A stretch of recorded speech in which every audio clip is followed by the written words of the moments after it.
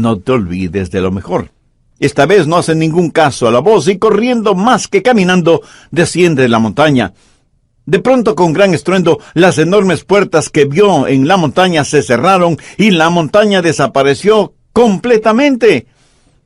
Y el momento que la montaña desapareció, también desapareció el fabuloso tesoro que creía tener en su manto.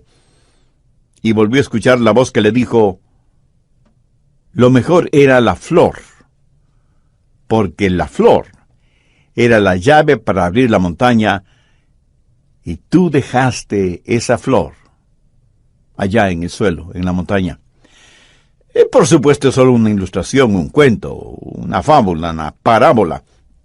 Usted llámela como quiera llamarla, pero escuche, lo mejor, la llave para abrir todos los tesoros del cielo es la oración.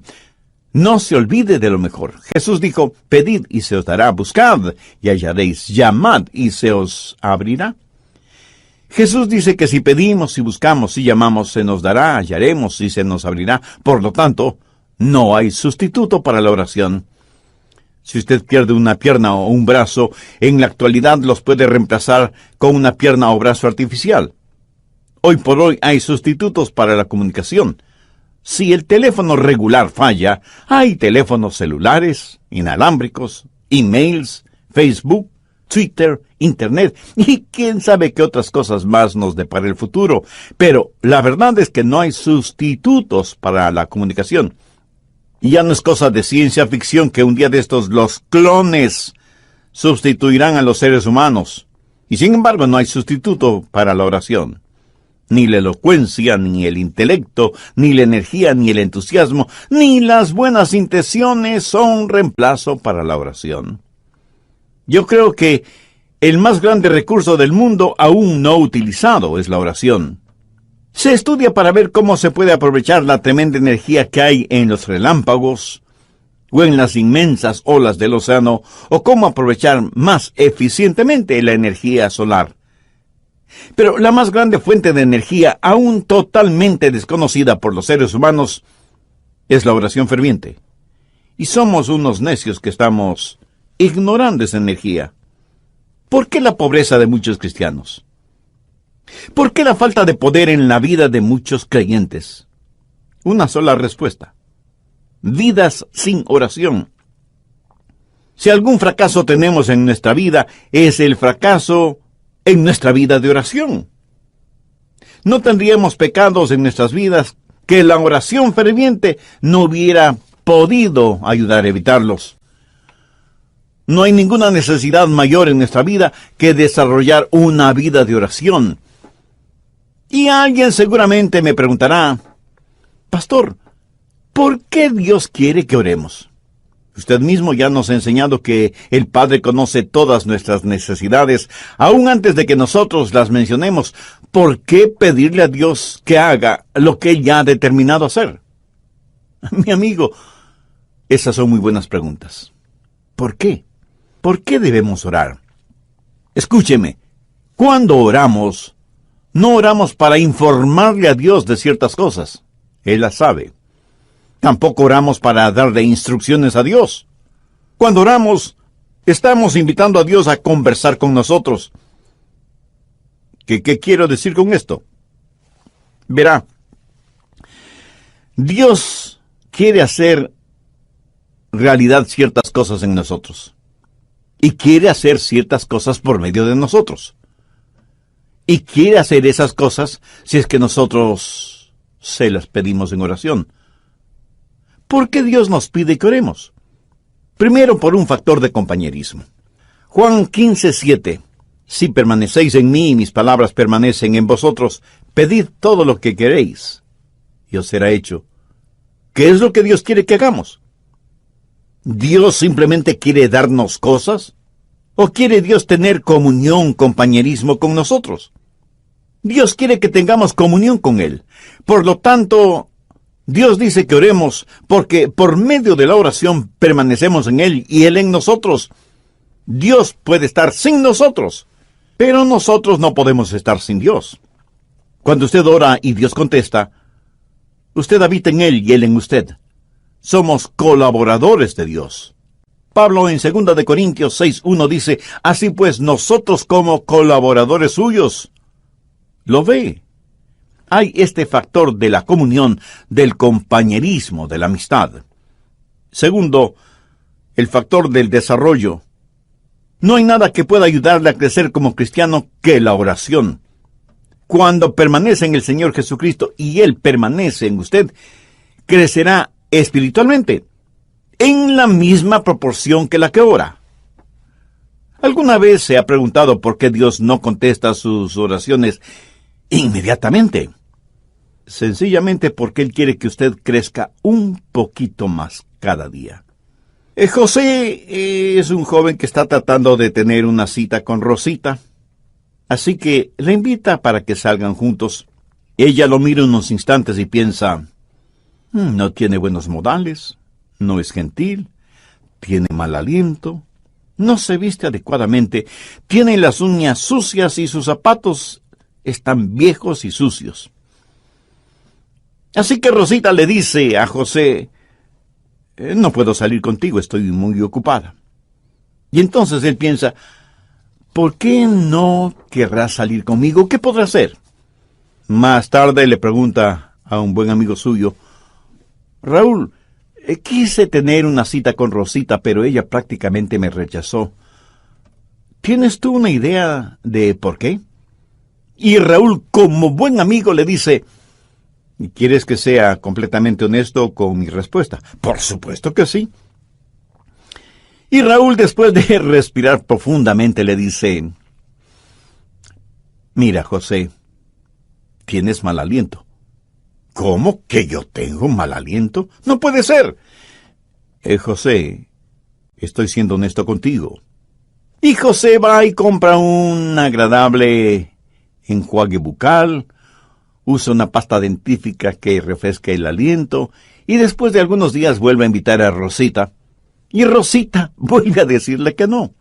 Otra vez va a consultar con Raúl, y Raúl le dice, pero mira la manera en que estás vestido. No tienes un espejo. Tu camisa está más que sucia, hueles muy mal, parece que no usas nada contra el mal olor de tus axilas, y mira tus zapatos, más horribles no pueden ser. Después de un par de semanas, José va nuevamente donde Rosita, pero luce diferente. Su ropa está limpia, está bien afeitado y masculinamente peinado.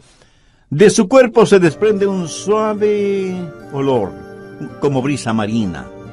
Sus uñas están recortadas y limpias, y sus zapatos parecen de charol. Y le dice, Rosita, ¿quieres salir conmigo?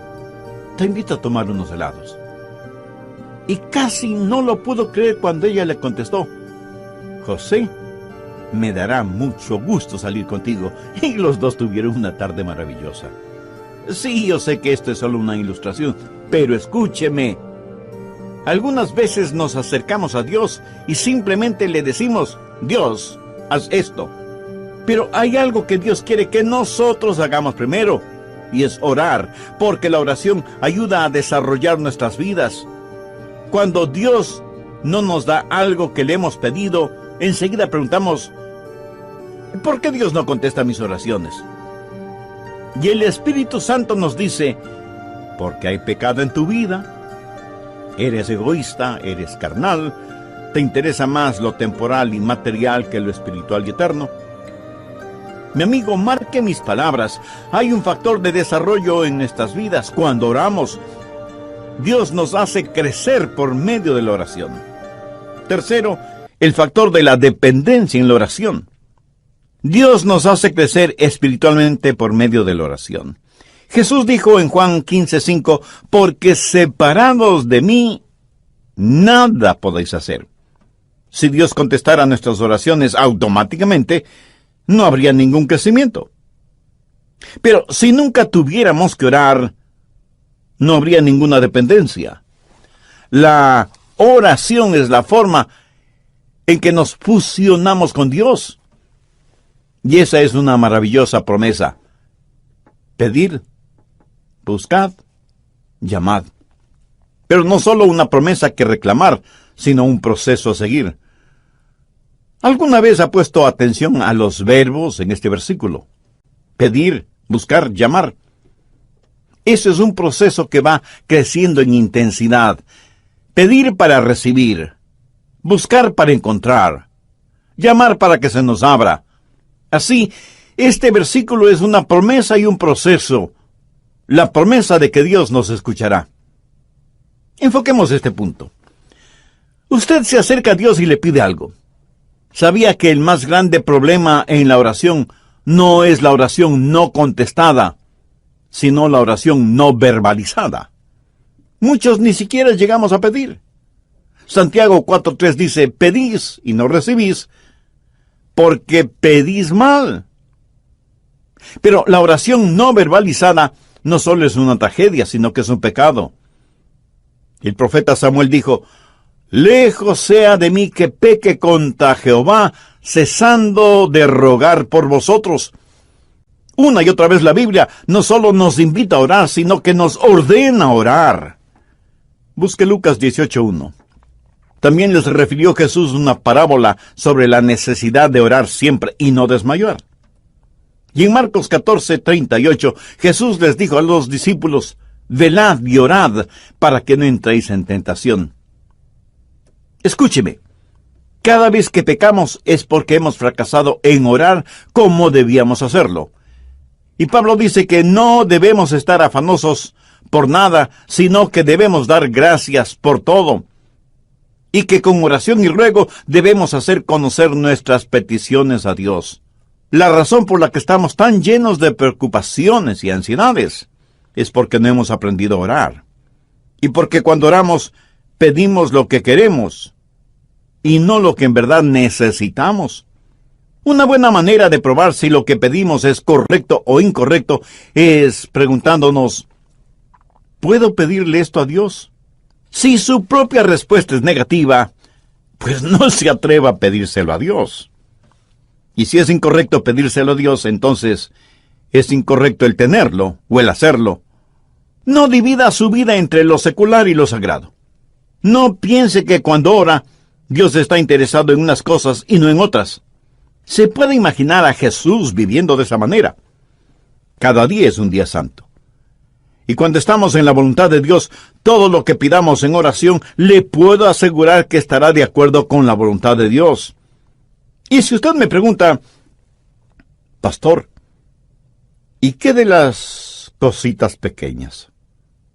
Porque yo oro solo por las cosas grandes. Mi amigo, ¿qué es pequeño o qué es grande delante de Dios? Debemos orar por todas las cosas. Sí, ore por la salud de su cónyuge o sus hijos, ore por su trabajo o su negocio, pero ore también por el fin de semana o las vacaciones con su familia. Pastor, ¿qué si es que quiero las cosas equivocadas? ¿Debo orar por eso? Por supuesto que sí. Pero ore para que Dios le quite ese deseo que tiene por las cosas equivocadas. Dios no le contestará a menos que usted le pida. Y eso significa que usted expresa un deseo. Pero cuando usted busca, eso es una experiencia descubierta. Verá, muchas veces pedimos las cosas equivocadas. Muchas veces no estamos en posición de pedir nada. Muchas veces las cosas por las que pedimos son totalmente desconocidas para nosotros. Así que la oración verdadera está eslabonada con la búsqueda. Y el propósito, la voluntad de Dios, pudiera ser que necesitamos buscar. Un día una señora me llamó y me dijo, pastor, necesito que venga a mi casa. Tengo necesidad de que ore conmigo por algo muy importante. Así que fui a su casa y ella me dijo, pastor, mi hijo es un borracho. Y a su esposa, mi nuera, le diagnosticaron cáncer. Le he pedido a mi hijo que venga para que usted ore por nosotros. Y ahí estábamos los tres, el hijo, la madre y yo, el pastor. Nos arrodillamos para orar.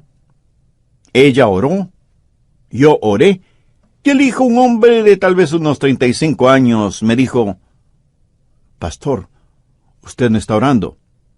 Yo pensé que había orado en voz muy baja, y por eso él no me había escuchado. Volví a orar, elevando el tono de mi voz, y sin embargo, él me dijo, pastor, Por favor, ore. Eso me incomodó en cierta forma, pero oré un poco más. Cuando abrí los ojos, la mamá ya no estaba con nosotros. Solamente estábamos él y yo.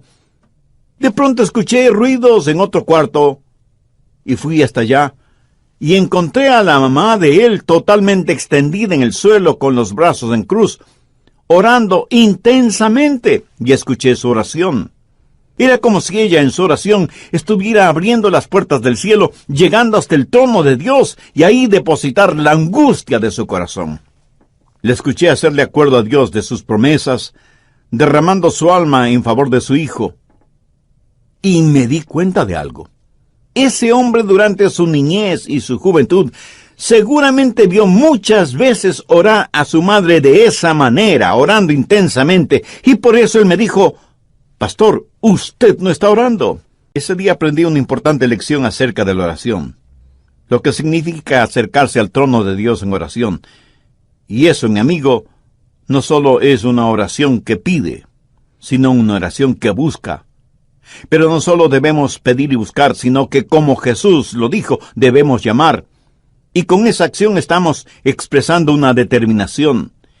El llamar significa que no nos detendremos hasta que obtengamos aquello que le pedimos a Dios, o hasta cuando Dios nos diga no. Veamos Lucas 11 por un momento, desde el verso 5. Les dijo también: ¿quién de vosotros que tenga un amigo va a él a medianoche y le dice: Amigo, préstame 3 panes, porque un amigo mío ha venido a mí de viaje, y no tengo que ponerle delante? Y aquel respondiendo desde adentro le dice: No me molestes, la puerta ya está cerrada, y mis niños están conmigo en cama, no puedo levantarme y dártelos. Os digo que aunque no se levante a dárselos por ser su amigo, sin embargo por su importunidad se levantará, y le dará todo lo que necesite. Esa es la parábola. Ahora mire los versos 9 y 10.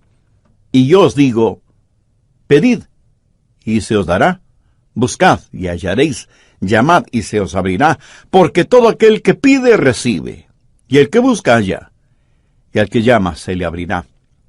Ahora usted tiene que entender algo sobre esos tiempos bíblicos. Era totalmente, absolutamente impensable que un amigo viniera a su casa y usted no le brindara hospedaje y alimentación. La hospitalidad es algo sumamente valiosa en el Medio Oriente. Así que un amigo llega a casa de su amigo después de un largo viaje y le dice: Juan, ¿podrías darme albergue esta noche? Y el anfitrión le dice: ¡qué gusto de verte, mi amigo! Por supuesto que puedes quedarte aquí, siempre eres bienvenido. Pasa. Mi esposa te preparará algo para comer. Pero la esposa, en voz baja, le dice: pero no tenemos nada que ofrecerle para comer. Y él asimismo en voz baja le dice: no te preocupes, querida, salgo de inmediato a conseguir algo. Y va donde su buen vecino Pedro, aunque ya casi es la medianoche. Golpea varias veces la puerta de la casa de Pedro, hasta que finalmente una voz bastante malhumorada dice: ¿quién es y qué quiere? Pedro, soy Juan. Necesito que me prestes unos pocos panes. Por favor, no me molestes. ¿No sabes qué hora es? Pedro, necesito tu ayuda. Te digo que no me molestes. Ya estoy en la cama con mis hijos. Hagamos un paréntesis. Las casas en esos tiempos eran diferentes a nuestras casas en la actualidad. Por lo general, la parte de abajo, la que para nosotros sería el primer piso, era en verdad un establo. Por la noche ahí ponían a todos los animales para que el calor del cuerpo de todos esos animales abrigara la casa. Una especie de calefacción animal natural.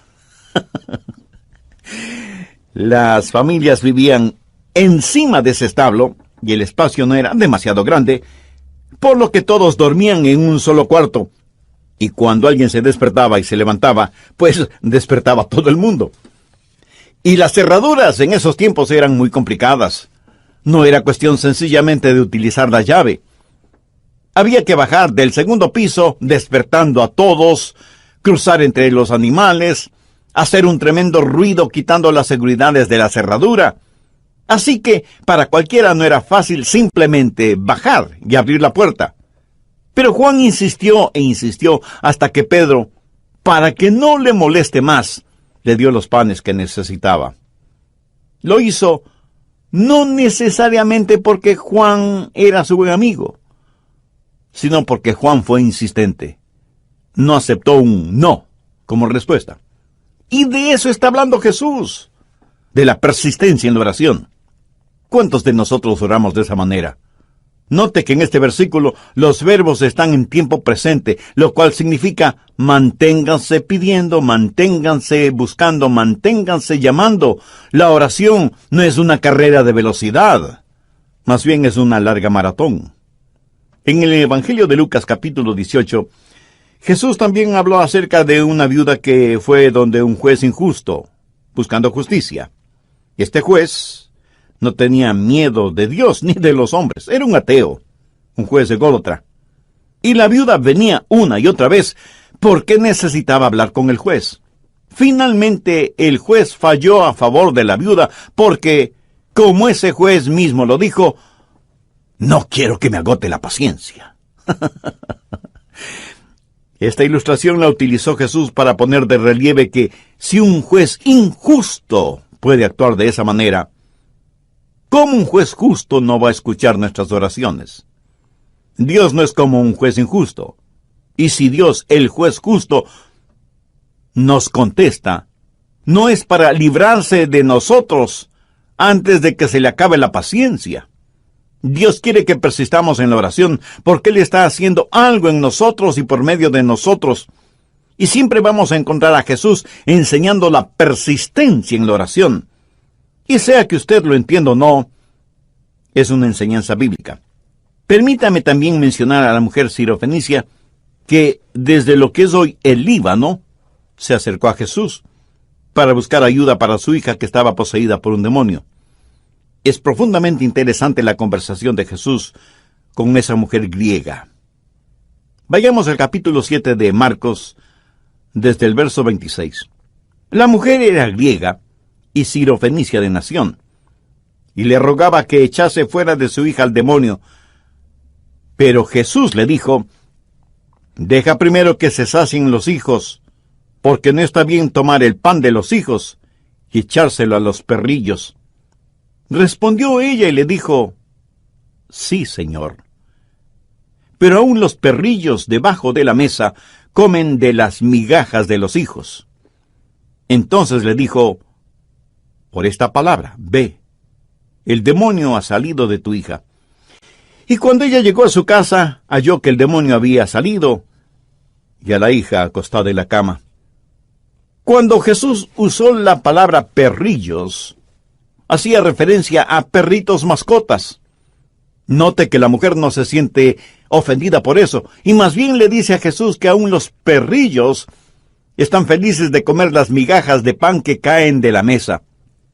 En el original, ella no usa la misma palabra que Jesús utilizó para perrillos. Ella usó una palabra que describe a un perro callejero, flaco y sarnoso. Por eso Jesús se sintió conmovido y le otorgó a la mujer lo que le había pedido. Durante las horas finales de su pasión, Jesús oró a su Padre varias veces. Jesús, el Hijo de Dios, prevaleció en la oración. El apóstol Pablo habla de una espina en la carne y dice que 3 veces le pidió a Dios que se la quitara. Esto significa que Pablo tuvo 3 extensas sesiones de oración sobre un largo periodo de tiempo, hasta que Dios le contestó. Pero Dios no le contestó como Pablo se lo pidió, sino como Dios quiso contestarle. Elías oró por lluvia, y estando en el monte Carmelo, envió a su criado a ver si descubría alguna nubecita en el cielo. Nada. 6 veces dio la orden y 6 veces la misma respuesta. Nada. Pero a la 7ª vez el criado vio una nubecita del tamaño del puño de un hombre. Esto es una ilustración de la oración persistente de Elías, quien, juntamente con su criado, comenzó a caminar porque ya se escuchaba el sonido de una abundante lluvia. Ahora, ¿Cómo saber cuándo pedir o cuándo dejar de pedir? Cuándo buscar y dejar de hacerlo, cuándo llamar y dejar de hacerlo. Al respecto, permítame mencionar 3 pasos. Se detiene cuando Dios le da lo que usted ha pedido. A veces las respuestas de Dios son directas. Otras veces son diferentes. Algunas veces Dios demora sus respuestas. Otras veces simplemente las niega. ¿Pero cómo saberlo? Bueno, si Dios le otorga lo que usted ha pedido, ya no hay que seguir pidiendo, ¿no le parece? Pero algunas veces usted ora por algo, y aunque no lo tiene en sus manos, lo tiene en su corazón. Quiero decir, algunas veces Dios le dirá, ya lo tienes. Y usted tiene la seguridad de que lo que ha pedido a Dios ahora, ya se lo ha dado. Y usted comienza a alabarle por eso. Y debemos reconocerlo. Algunas veces Dios dice, no. Entonces usted simplemente deja de pedir. Y aunque Dios le haya dicho, no, agradézcale.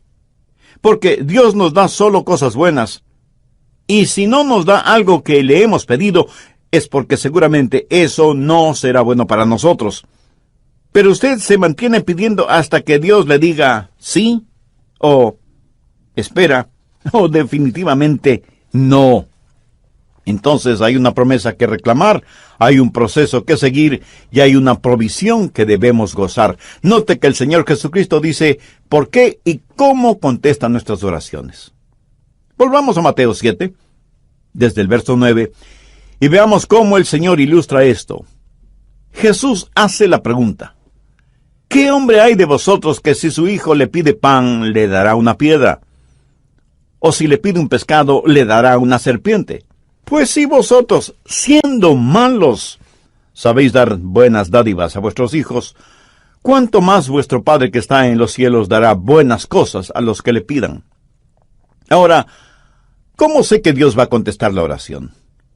Pues note lo que Jesús está diciendo. Es algo razonable y que va de acuerdo a nuestra naturaleza humana. Tome un hombre que no ha sido salvado, un hombre que no conoce a Dios. Si sus hijos le piden comida, no les dará comida. Jesús dice que si nosotros, siendo malos, sabemos dar cosas buenas a nuestros hijos, ¿cuánto más nuestro Padre Celestial no nos dará cosas buenas si es que le pedimos? ¿Por qué sus oraciones serán contestadas? Pues porque Dios es bueno. Sabe eso con certeza en su corazón, en su mente. Dios es bueno. Dios se deleita en contestar sus oraciones.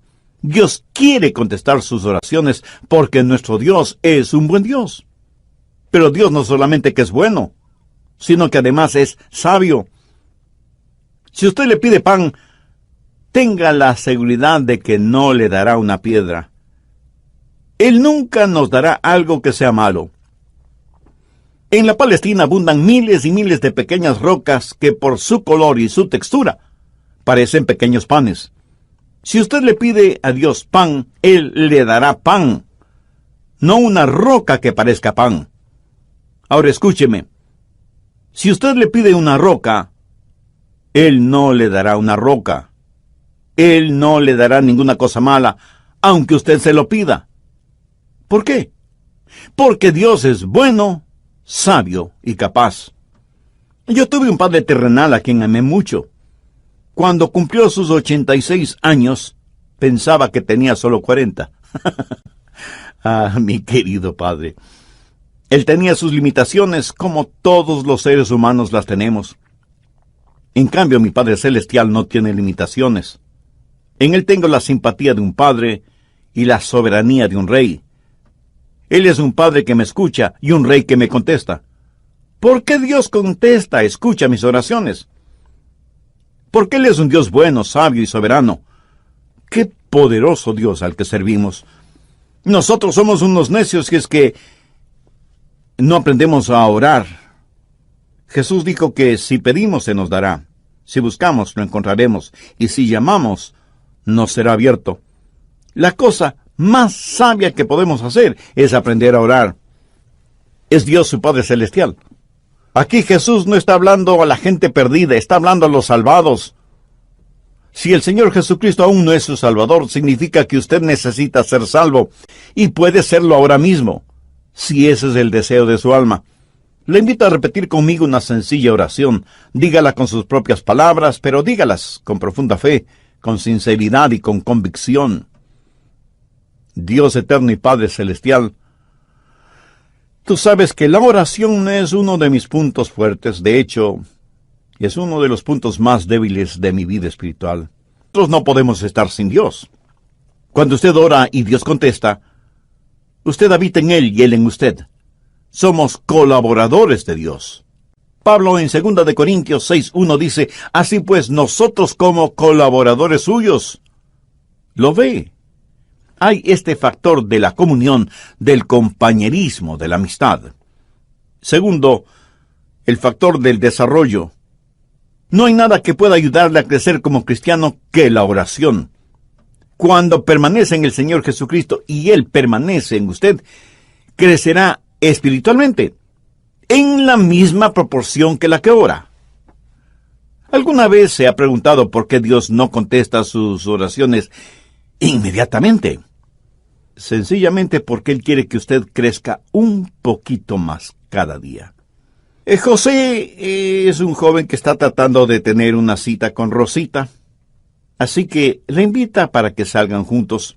Ella lo mira unos instantes y piensa, no tiene buenos modales, no es gentil, tiene mal aliento, no se viste adecuadamente, tiene las uñas sucias y sus zapatos están viejos y sucios.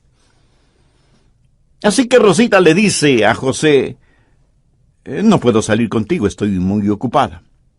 Y entonces él piensa, ¿por qué no querrás salir conmigo? ¿Qué podrá hacer?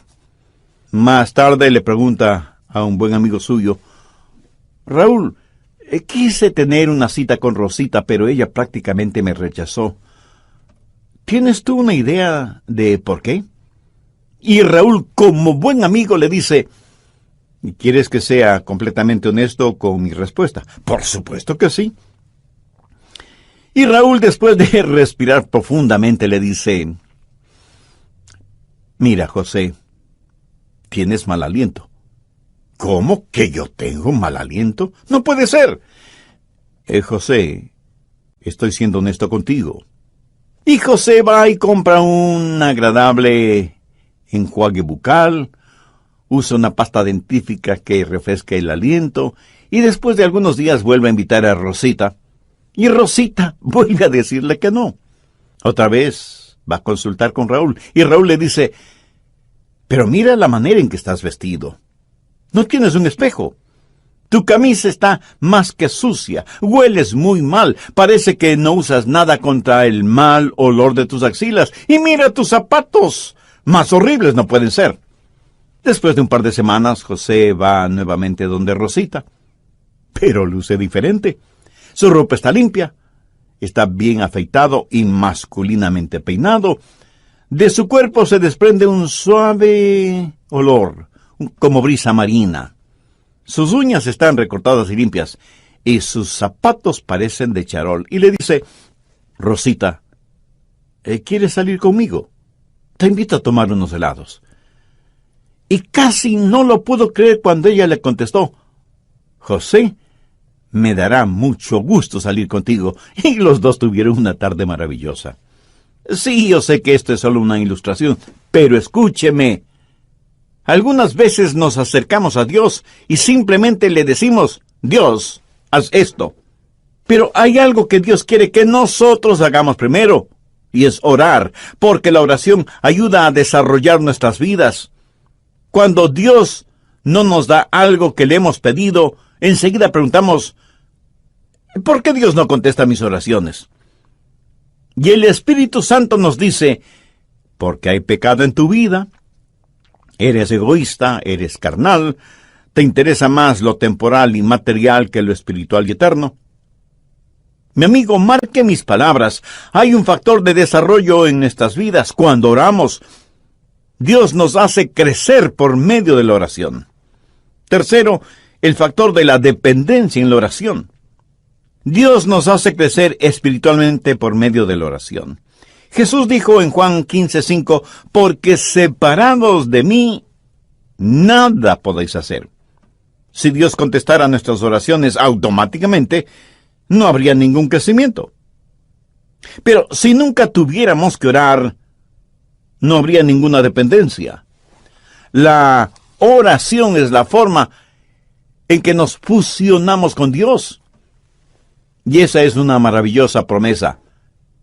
Pedid, buscad, llamad. Pero no solo una promesa que reclamar, sino un proceso a seguir. ¿Alguna vez ha puesto atención a los verbos en este versículo? Pedir, buscar, llamar. Eso es un proceso que va creciendo en intensidad.